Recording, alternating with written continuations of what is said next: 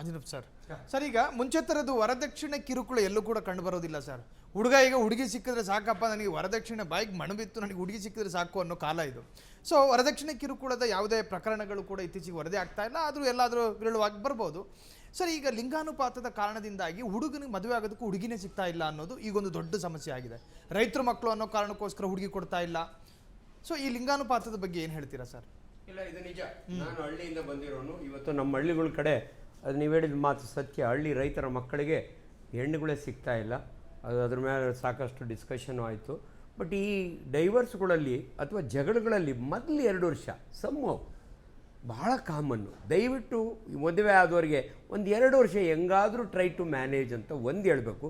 ಎರಡನೇದು, erectile ಡಿಸ್ಫಂಕ್ಷನ್ಗೆ treatment ಇದೆ ಅನ್ನೋದನ್ನು ಒಂದು ಜನಗಳಿಗೆ ಮನವರಿಕೆ ಮಾಡಿಕೊಡ್ಬೇಕು. ಅದರೊಳಗೆ ಟೂ ಮೆನಿ ಈ ಇಮ್ಯಾಜಿನೇಷನ್ಸು, ಎಕ್ಸಾಜರೇಟೆಡ್ ಸೆಕ್ಸು, ಈ ಜನ ಏನು ಪೋರ್ನ ನೋಡ್ತಾರಲ್ಲ, ದಯವಿಟ್ಟು ಇದನ್ನು ಬಿಡಿ. ರಿಯಾಲಿಟೀಸ್ ಆಫ್ ಲೈಫ್, ಈಗ ಒಂದು ಮೇಲ್ ಎಷ್ಟೊತ್ತು ಪರ್ಫಾರ್ಮ್ ಮಾಡ್ಬೋದು, ಫೀಮೇಲ್ಗೆ ಎಷ್ಟು, ಇವನ್ನ ತಪ್ಪು ಮಾಹಿತಿಗಳು ತುಂಬ ಇದ್ದಾವೆ. ಇವನ್ನೆಲ್ಲವನ್ನು ಕೂಡ ನಮ್ಮ ವೈದ್ಯಕೀಯ ಜವಾಬ್ದಾರಿ ಎಲ್ಲೋ ಒಂದು ಕಡೆ ನಮ್ಮ ಕಡೆಯಿಂದ ಡೆಫಿನೆಟ್ಲಿ ಈ ವಿಚಾರದಲ್ಲಿ ಜನಗಳಿಗೆ ಒಳ್ಳೆಯ ಸಂದೇಶ ಸಿಗ್ತಾ ಇಲ್ಲ. ಅದರಿಂದ ಇದು ಭಾಳ ಇಂಪಾರ್ಟೆಂಟ್ ಅನಿಸುತ್ತೆ. ಸೊ ಹೆಣ್ಣುಗಳು ಸಿಗ್ತಾ ಇರೋದು ಅದು ಸತ್ಯ, ನನಗೆ ಗೊತ್ತಿಲ್ಲ. ಪ್ರೇಮಮೂರ್ತಿ ಮೇಡಮ್, ಸೊ ಹಳೆಯ ಸಂಸಾರ ಮತ್ತು ಹೊಸ ಸಂಸಾರಕ್ಕೂ ವ್ಯತ್ಯಾಸಗಳಿದೆ. ಅಂದರೆ ಆ ಕಾಲದಲ್ಲಿ ಹಿರಿಯರು ತುಂಬ ಚೆನ್ನಾಗಿ ಅವರು ಟಿಪ್ಸನ್ನು ಫಾಲೋ ಅಪ್ ಮಾಡ್ತಾ ಇದ್ರು. ಸೊ ನೀವು ರಾಜ್ಯದ ನವದಂಪತಿಗಳಿಗೆ ಕೊಡಬಹುದಾದ ಟಿಪ್ಸ್ಗಳೇನಾದ್ರು ಇದಾವೆ? ಹಳೆ ಸಂಸ್ಕಾರನ ಕಲೀರಿ ಅಂತ. ಹಿರಿಯರಿಗೆ ಗೌರವ ಕೊಡಿ.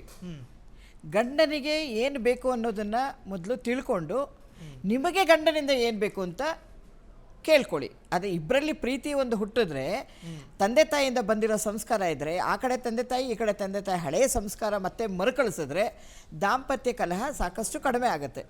ಆಮೇಲೆ ಹೆಣ್ಣುಗಳು ಸಿಗಲ್ಲ ಅಂತೀರ, ಹೆಣ್ಣುಗಳು ಖಂಡಿತ ಸಿಗುತ್ತೆ. ಹೆಣ್ಣುಗಳಿದ್ದಾರೆ ಅಂದರೆ ಅವರ ಇವಾಗ ಒಬ್ರು MBA ಡಬಲ್ ಗ್ರ್ಯಾಜುಯೇಟ್ ಓದಿರ್ತಾರೆ, ಡಬಲ್ ಗ್ರ್ಯಾಜುಯೇಟೇ ಬೇಕು ಅಂತಾರೆ. ಗ್ರ್ಯಾಜುಯೇಟ್ ಓದಿರ್ತಾರೆ, ಗ್ರ್ಯಾಜುಯೇಟ್ ಹುಡುಗ ಬೇಕು ಅಂತಾರೆ. ಹಾಗೆಯೇ ಹುಡುಗನೂ ಅಷ್ಟೇ, ಡಬಲ್ ಗ್ರ್ಯಾಜುಯೇಟ್ ಹುಡುಗ SLC ಹುಡುಗಿನ ಮದುವೆ ಮಾಡ್ಕೊಳ್ಳಲ್ಲ, ತಾನು ಡಬಲ್ ಗ್ರ್ಯಾಜುಯೇಟ್ ಹುಡುಗಿನೇ ಬೇಕು ಅಂತ. ಹಾಗಾಗಿ ಹಳೆಯ ಸಂಸ್ಕಾರ ಬರಬೇಕು. ತಂದೆ ತಾಯಿ ಹಿರಿಯರು, ಆ ಕಡೆ ಹಿರಿಯರು ಈ ಕಡೆ ಹಿರಿಯರು ಒಳ್ಳೆ ಸಂಸ್ಕಾರ ಕಲಿಸ್ಬೇಕು. ಗಂಡ ಅಂದರೆ ಏನು, ಗಂಡಂಗೆ ಹೆಂಡತಿ ಅಂದರೆ ಏನು, ಹೆಂಡತಿಗೆ ಏನು ಬೇಕು ಅಂತ ಗಂಡ ತಿಳ್ಕೊಬೇಕು. ಅತ್ತೆ ಮಾವ ಹೇಳ್ಕೊಡ್ಬೇಕು, ನೀನು ಎಲ್ಲ ಬಿಟ್ಟು ಬಂದಿದ್ದಾಳೆ ನಮ್ಮನೆಗೆ, ತಂದೆ ತಾಯಿನ, ಅಕ್ಕ ತಂಗಿನ, ಅಣ್ಣ ತಮ್ಮದನ್ನು ಎಲ್ಲ ಬಿಟ್ಟು ನಿನ್ನನ್ನು ನಂಬ್ಕೊಂಡು ಬಂದೇಳೆ, ಅವಳಿಗೆ ಒಳ್ಳೆಯದನ್ನ ರೀತಿಯಲ್ಲಿ ನಡ್ಕೊ ಅಂತ ಮಗನಿಗೆ ಹೇಳ್ಕೊಡ್ಬೇಕು. ಹಾಗೆ ಮಗಳಿಗೆ ಮದುವೆ ಮಾಡ್ಕೊಡ್ಬೇಕಾದ್ರೆ ತಂದೆ ತಾಯಿಗಳು ಹೇಳ್ಕೊಡ್ಬೇಕು.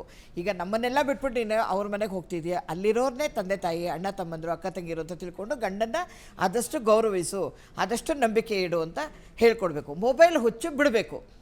ಮೊಬೈಲ್ ಹುಚ್ಚು ಆದಷ್ಟು ಬಿಟ್ಟರೆ ಮಾತ್ರ ದಾಂಪತ್ಯ ಕಲಹದಲ್ಲಿ ಒಂದು 50 to 60% ದಾಂಪತ್ಯ ಜೀವನ ಚೆನ್ನಾಗಾಗತ್ತೆ ಅಂತ ನನ್ನ ಭಾವನೆ.